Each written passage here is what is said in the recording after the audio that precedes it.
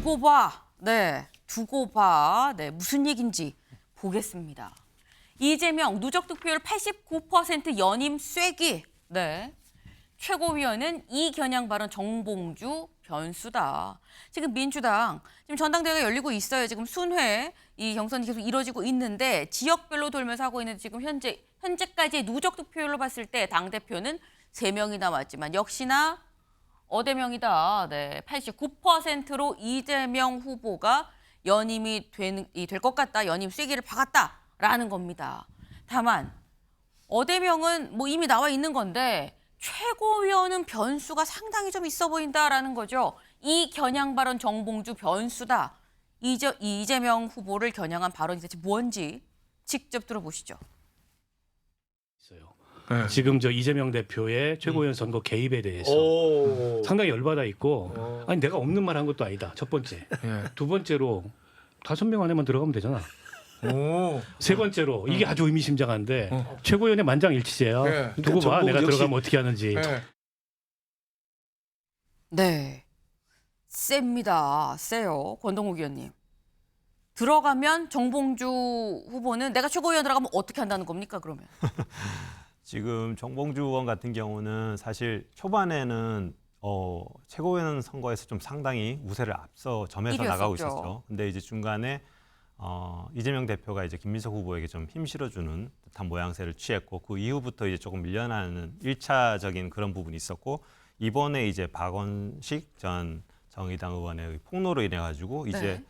어제 기사를 보니까 아주 친이 지지자들한테서 이제 약간 몰매를 받는 식의 약간 그런 형태가 좀 나타나는 것 같아요. 2차 공세가 이제 됐는데 네. 결국은 원래 정봉주 의원 좀 설화가 좀 원래 있었습니다. 이게 사실인지 아닌지는 아직 확인 안 됐으니까요. 근데 예전에도 지난번 총선 때 목함지뢰를 조롱하는 발언이라서 공천이 됐다가 취소되기도 했었죠.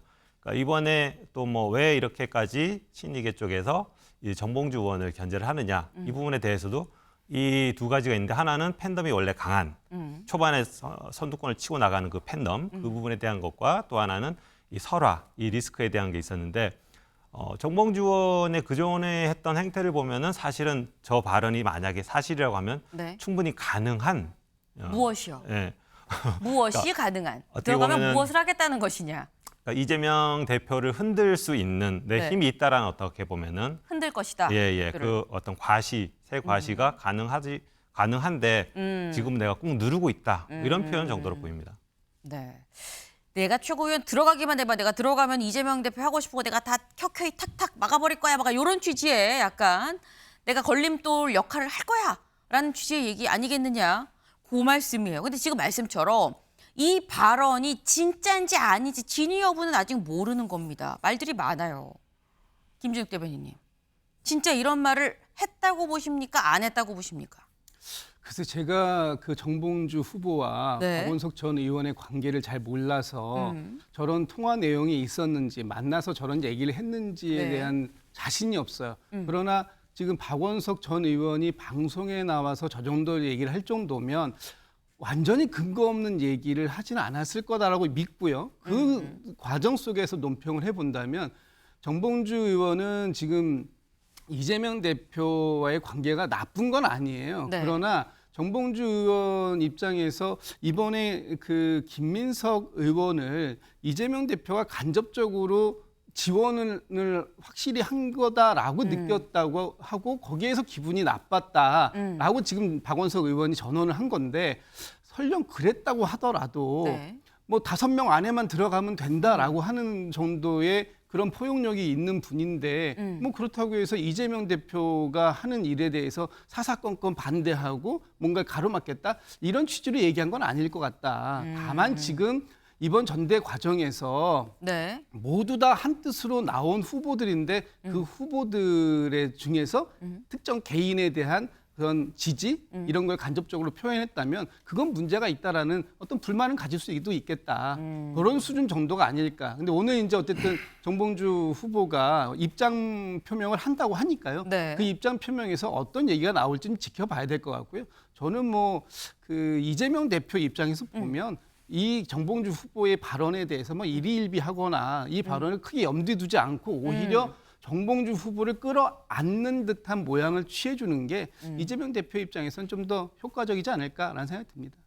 진위 여부가 아직 나오진 않았지만 일단 당사자인 정봉주 후보가 오늘 뭔가 입장을 밝힌다고 하니 그걸 좀 봐야 되지 않겠느냐라는 말씀을 하셨어요. 사실 정봉주 후보가 오늘 입장을 발표한다는 얘기를 지난 10일 SNS에 뭐라고 올렸냐 이렇게 올렸습니다. 네. 선거 열기가 고조되면서 많은 얘기가 쏟아지고 있는데 내주 초, 그러니까 지난주에 얘기를 했기 때문에 내주 초, 이번 주죠. 현안에 대한 공식적인 입장을 말씀드리겠습니다. 라고 얘기를 했는데 이 공식적인 입장을 오늘 딱 듣기 전에 어제 또 이 지역 순회 경선이 있었습니다. 거기에서 이런 얘기를 했어요. 들어보실까요? 지금 민주당의 단결을 방해하고 무력하기 위해 온갖 갈라치기가 난무하고 있습니다, 여러분. 무엇보다 저에 대한 거짓, 흑색 선전이 도를 넘어서고 있습니다.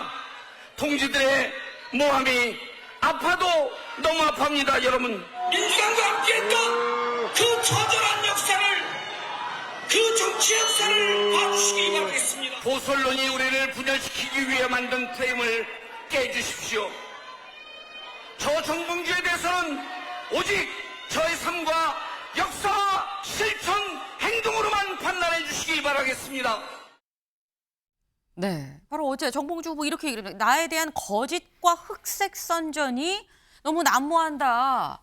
동지들의 모함에 내가 아파도 너무 아픕니다. 라고 호소를 했습니다. 근데 아까 들으셨습니다만 김수민 의원님, 지금 저 얘기를 하는데 주변에 환호도 있지만 야유하는 소리도 같이 들렸거든요. 당사자는 지금 부인하는 입장, 난 그런 말 한 적 없어요라는 취지로 부인하는 것 같은데 문제는 당원들이 안 믿는 것 같은 모양입니다. 네, 예전 같았으면 정봉주 후보가 연설을 할 때 네. 뭐 야유가 나오진 않았고 사실 김민석 후보한테 조금 뒤처질 때도 야유가 나오진 않았거든요. 근데 아무래도 현재 나온 그 얘기를 믿는 것 같아요. 그 부분은 이제 이런 부분도 있을 겁니다. 정봉주 후보가 사실 이재명 전 대표보다 대중적으로 스타로 부상한 건 조금 더 이른 시점이었거든요. 그리고 이제 사실 나이도 좀 더 있는 편이고 해서, 그리고 김민석 후보 같은 경우는 사실 그 예전에 이제 노무현 전 대통령 대선 후보 시절에 다른 진영으로 옮겼던 약점이 있기 때문에 오히려 좀 통제하기 쉽다라는 생각을 민주당 지지층에서도 할 수 있는데, 정봉주 후보에 대해서는 어디로 튈지 모르겠는데, 그래서 안 그래도 불안했는데 그런 말을 했다는 얘기가 들려오니까 더더욱 불신이 가중되는 뭐 그런 상황이 아닌가 싶고요. 현재로서는 이제 많은 그 경선 레이스들이 끝이 나고 서울 경선 하나가 남아 있는 상태고, 네. 또 정봉주 후보가 현재는 누적 득표율 2위를 달리고 있기 때문에 뭐 일단 득표력이 좀 하락한다고 해도 5명 최고위원 안에 들어갈 가능성은 높긴 하겠지만, 근데 이번 주에 굉장히 큰 고비가 될 것 같긴 해요. 왜냐하면 이재명 대표 핵심 지지층 중에서 정봉주 후보는 이제 믿지 않겠다라고 생각한 쪽에서 어떤 행동에 들어갈 것 같은데, 아마도 이제 투표를 할 때에 지금까지는 1위에서 밀어내기 위해서 김민석 후보를 찍었다면 네. 이제는 아예 5명에서 한번 밀어내보자. 이런 심리 때문에 지금 현재 한 4, 5, 6위권 정도 있는 후보들에게 표를 많이 주자. 이런 흐름도 생겨날 수 있지 않을까. 그래서 어쨌든 남은 며칠이 정봉주 후보 입장에서는 굉장히 큰 고비가 되지 않을까 그렇게 보입니다. 굉장히 큰 고비일 수 있다. 왜냐하면 이 남아있는 지금 이재명 대표의 강성 지지층이 3, 4, 5위한테 표를 몰아줘서 정봉주 후보를 아예 5위권 밖으로 떨어뜨리자는 얘기가 나올 수도 있다라는 말이에요. 근데 이런 상황이라고 하면 이재명 대표가 지금 이 상황을 어떻게 받아들이고 있느냐가 중요한 거겠죠. 이재명 대표한테 물어봤습니다. 근데 이렇게 얘기를 했어요. 들어보시죠.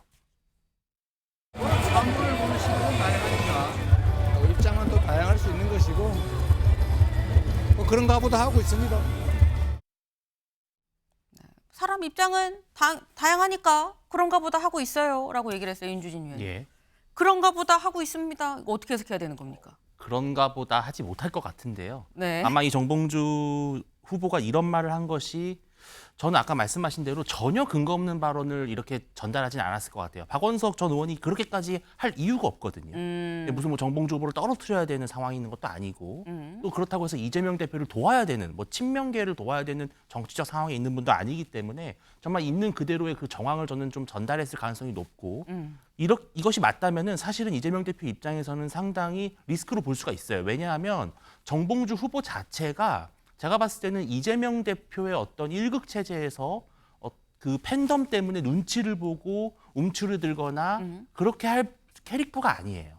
약간 본인이 내키는 대로, 본인이 원하는 대로의 정치 방향을 할 것이고 네. 또 그렇게 함으로써 본인의 존재감을 더 드러낼 수 있기 때문에 저는 이재명 대표가 이 부분에 있어서는 분명히 상당히 좀 위기의식을 느끼고 앞으로 최고위원회에서의 분열을 막아야 되겠다. 네. 이런 생각을 좀 하지 않을까 생각을 합니다.